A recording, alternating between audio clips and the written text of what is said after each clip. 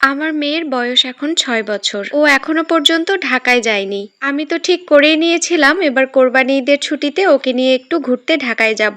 কারণ ওর কাছে ঢাকার শহর ইউরোপের কোনো দেশের থেকে কোনো অংশেই কম নয়। মানে ঢাকা শব্দটাই ওর কাছে ভীষণ এক্সাইটিং। আমার বড় ভাই বোন ওনারা ঢাকায় থাকেন। তো ওর যে কত রকম প্রশ্ন ঢাকা নিয়ে, আর বইতেও অনেকবার ঢাকা শব্দটা পড়েছে। ওর কাছে ঢাকা মানেই বিদেশ।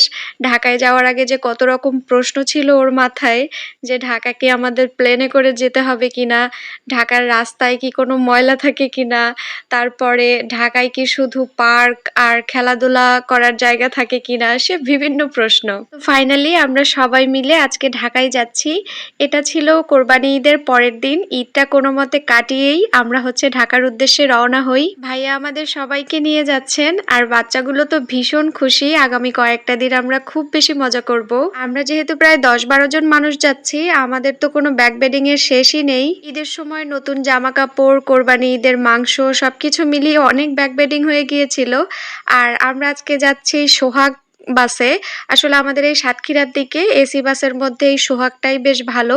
তো এই বাসে করেই আমরা সবাই যাচ্ছি। পছন্দের মানুষগুলোর সাথে, আপন মানুষগুলোর সাথে সময় কাটানোর মজাই আলাদা।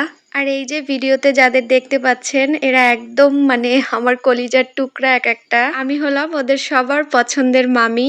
আমার যখন বিয়ে হয় তখন এই বাচ্চাগুলো একদম ছোট ছোট ছিল। ওরা তো চোখের সামনে বড় হয়ে যাচ্ছে, কিন্তু বিশ্বাস করুন আমার চোখে না ওই যে প্রথম এসে কাকে কিরকম দেখেছি সেইটাই ভাসে।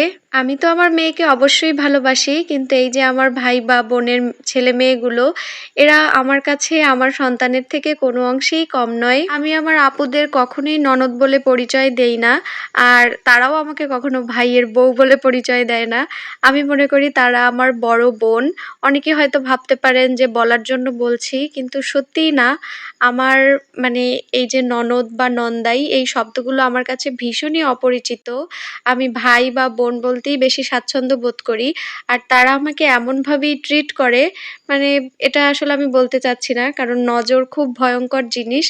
এই যে ভাই বোনের ভালোবাসা, এগুলোর দিক থেকে আমি একদম ভাগ্যবতী। আমি ওনাদের কাছ থেকে এতটা ভালোবাসার যত্ন পেয়েছি, এটা আসলে বলার কোনো ভাষা নেই। আমি সারাটা জীবন আল্লাহর কাছে চাই যে এই মানুষগুলোর সাথে আমার সম্পর্ক যেন এরকমই থাকে।